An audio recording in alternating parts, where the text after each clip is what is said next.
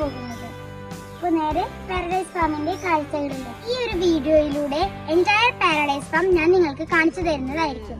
മാത്രമല്ല ഓരോ പ്ലാന്റ്സിനെ കുറിച്ചുള്ള വിശദീകരണവും നൽകുന്നതായിരിക്കും. ഇതാണ് ജബൂട്ടിക്കായയുടെ ഒരു ചെടി. ഈ ഒരു ഫ്രൂട്ട് ബ്രസീലിയൻ ഫ്രൂട്ടാണ്. ഇത് പരിചരണങ്ങൾ ആവശ്യമില്ലാതെ എല്ലാ സീസണിലും കായ്ക്കുന്നതാണ്. ഇതാണ് ജബൂട്ടിക്കായയുടെ ഒരു ചെടി. ഇത് ഹൈ ആന്റി ഓക്സിഡന്റ് ആണ്. പോരാതെ ഇതിന്റെ പേര് ജബൂട്ടിക്കായ റെഡ് ഹൈബ്രിഡ് ആണ്.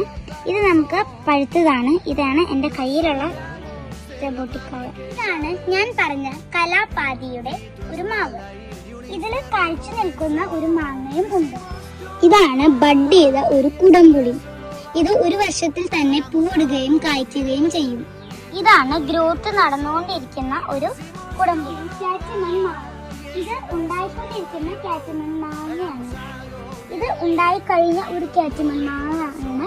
ഇത് ചെറുതായി പഴുത്തു തുടങ്ങിയിട്ടുമുണ്ട്. ഇതാണ് ഗ്രാഫ്റ്റ് ചെയ്ത അവക്കാഡോ, അതായത് ബട്ടർ ഫ്രൂട്ട്. 3 വർഷത്തിനുള്ളിൽ തന്നെ പൂവിടുകയും കായ്ക്കുകയും ചെയ്യുന്നവയാണ് ഇത്.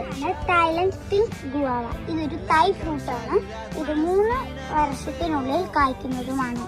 ഇതാണ് ഗ്രാഫ്റ്റ് ചെയ്ത ഒരു മാവ്. ഇതില് മൂവാണ്ടൻ, വാളൂർ, 2 സുവർണ എന്ന മാവുകളാണ് ഗ്രാഫ്റ്റ് ചെയ്തിരിക്കുന്നത്. ഇതാണ് സപ്പോട്ടയുടെ ഒരു ചെടി. ഇത് 2 തരമുണ്ട്, ബനാന പിന്നെ കലാപ്പാതി. ഇത് പെട്ടെന്ന് തന്നെ കായ്ക്കുന്നതുമാണ്. ഇതാണ് റെഡ് ഡയമണ്ട്. പേരക്കയുടെ ഒരു ഇതാണ് റെഡ് ഡയമണ്ട്. ഇത് 2 വർഷത്തിനുള്ളിൽ കായ്ക്കുന്നതാണ്. ഇത് കാഴ്ച തുടങ്ങിയിട്ടുമുണ്ട്. ഇവിടെ പൂവിട്ടിട്ടുമുണ്ട്.